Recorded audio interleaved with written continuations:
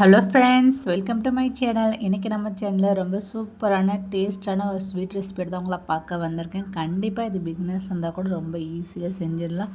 ரொம்பவும் டேஸ்ட்டாக இருக்கும். வீட்டில் எல்லாருமே விரும்பி சாப்பிடுவாங்க. வர தீபாவளிக்கு கண்டிப்பாக நீங்கள் வீட்டில் செய்யுங்க. எல்லாருமே விரும்பி சாப்பிடுவாங்க. அவ்வளோ சூப்பரான ரெசிபி தான் இது. கண்டிப்பாக இந்த வீடியோ உங்களுக்கு பிடிக்கும்னு நினைக்கிறேன். வாங்க இப்போ எப்படி சொன்ன வீடியோக்குள்ளே பார்க்கலாம்.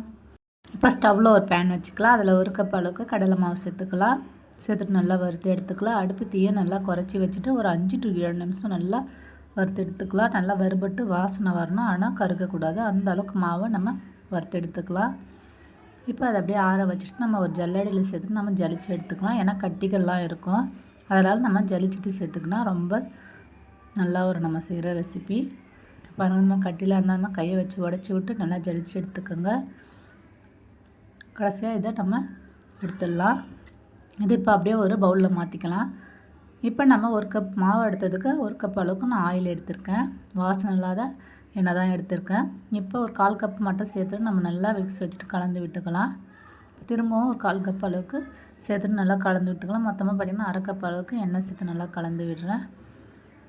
இது இப்போ அப்படியே இருக்கட்டும். இப்போ ஒரு பிளேட்டில் ஒரு ஸ்பூன் அளவுக்கு நெய் சேர்த்துட்டு இல்லை எண்ணெய் எது வேணாலும் சேர்த்து நல்லா ஸ்ப்ரெட் பண்ணி எடுத்து வச்சுக்கோங்க. இப்போ ஸ்டவ்வில் ஒரு பேன் வச்சுக்கலாம். அதில் 1/2 கப் அளவுக்கு நம்ம சர்க்கரை சேர்த்துக்கலாம். அந்த கப்பில் ஆயில் இருக்கிறதுனால அதே அளவுள்ள ஒரு கப்பால் நான் சர்க்கரை அளந்து எடுத்துக்கிறேன். 1/2 கப் சேர்த்துட்டு 1/2 கப் அளவுக்கு தண்ணி சேர்த்து நல்லா கொதிக்க வச்சு எடுத்துக்கலாம். இது ஒரு கம்மி பதம் வரணும். பாருங்கள், நல்லா கொதித்து வருது பாருங்கள். இப்போ நம்ம பாகு செக் பண்ணிக்கலாம். பாருங்கள், ஒரு கம்மி பதம் வருது பாருங்கள். இந்த மாதிரி கரெக்டான பதம் இது. இப்போ நம்ம கலந்து வச்சுருக்க மாவை சேர்த்துக்கலாம். சேர்த்துட்டு நல்லா கலந்து விட்டுலாம். கண்டிப்பாக இதுக்கப்புறம் அடுப்பு தீயை குறைச்சி வச்சுட்டு தான் நம்ம மிக்ஸ் பண்ணி விடணும். லோ ஃப்ளேமில் வச்சு நல்லா கலந்து விட்டுக்கிட்டே இருங்க. கை விடாமல் நல்லா கலந்து விட்டுக்கிட்டே இருங்க. நான் இன்றைக்கி எண்ணெயில் தான் செய்கிறேன். உங்கள்கிட்ட நெய் இருந்தால் கூட பாதி நெய் பாதி எண்ணெய் சேர்த்துட்டும் செஞ்சுக்கலாம். நெய்யில் கூடமே சேர்த்து செஞ்சுக்கலாம். நான் இன்றைக்கி எந்த ஒரு ஃபுட் கலருமே சேர்க்கலை. இப்போ ஒரு 1/4 கப் அளவுக்கு எண்ணெய் சேர்த்து நல்லா கலந்து விட்டுக்கலாம். நம்ம வீட்டில் சாப்பிட்றதுக்கு, குழந்தைங்களாம் சாப்பிட்றதுக்கு நான் எந்த ஒரு கலருமே சேர்க்காம தான் நான் செய்கிறேன். இன்றைக்கி நல்லா கைவிடாமல் கலந்து விட்டுக்கிட்டே இருங்க. இப்போ பார்த்திங்கன்னா ஒரு பாதி அளவுக்கு மாவு நல்லா வெந்து வந்திருக்கும். நல்லா கலந்து விட்டுக்கிட்டே இருங்க. இப்போ திரும்பவும் நம்ம ஒரு 1/4 கப் அளவுக்கு எண்ணெய் சேர்த்துக்கலாம். மொத்தமாக பார்த்திங்கன்னா நான் ஒரு கப் அளவுக்கு தான் ஆயில் சேர்க்குறேன். 1/2 கப் அளவு எல்லாமே நம்ம சேர்த்துக்கலாம். ஒரு கப் ஆயில், 1/2 கப் அளவுக்கு நெய் சேர்த்து கூட நம்ம செஞ்சுக்கலாம். இப்போ சேர்த்துட்டு நல்லா கலந்து விட்டுக்கிட்டே இருங்க. இப்போ பாருங்கள், பேனில் ஒட்டாமல் நல்லா திரண்டு வந்திருக்கு பாருங்கள். இப்போ நம்ம எண்ணெய் தடவி வச்சுருக்க பிளேட்டில் சேர்த்துக்கலாம். உடனே செய்யுங்க அந்த ப்ராசஸை. சேர்த்துட்டு நம்ம கரண்டி வச்சுட்டு நம்ம சமப்படுத்தி விட்டுக்கலாம்.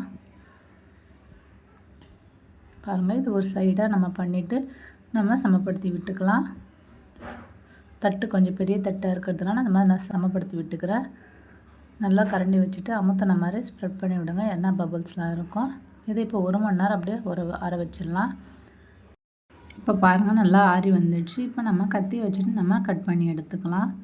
ரொம்ப சூப்பராக இருக்குங்க. கண்டிப்பாக நீங்கள் வீட்டில் ஒரு கப் கடலை மாவு இருந்தால் கண்டிப்பாக ட்ரை பண்ணி பாருங்கள்.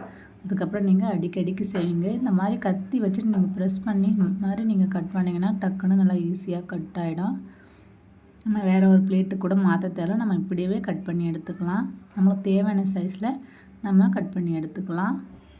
பாருங்கள், பார்க்குறதுக்கு எவ்வளோ ஒரு சூப்பராக இருக்குது. அதே மாதிரி சாப்பிட சொல்லவும் ரொம்ப டேஸ்ட்டாக இருக்கும். வாயில் வச்சோடனே கரையிற மாதிரி. நம்ம கீ சேர்க்காதனால நான் கீ மைசூர் பாக்குன்னு சொல்ல. சூப்பரான மைசூர் பாக்கு ரெடி ஆகிடுச்சு.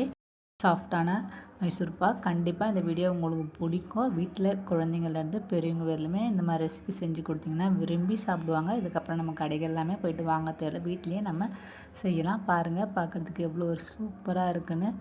கண்டிப்பாக இந்த வீடியோ உங்களுக்கு பிடிக்கும்னு நினைக்கிறேன். பிடிச்சிருந்ததுன்னா வீடியோவை ஷேர் பண்ணுங்கள், கமெண்ட் பண்ணுங்கள், சப்ஸ்கிரைப் பண்ணுங்கள். மறக்காமல் பக்கத்தில் இருக்கிற பெல் பட்டனை ப்ரெஸ் பண்ணி விட்டுருங்க. தேங்க்ஸ் ஃபார் வாட்சிங்.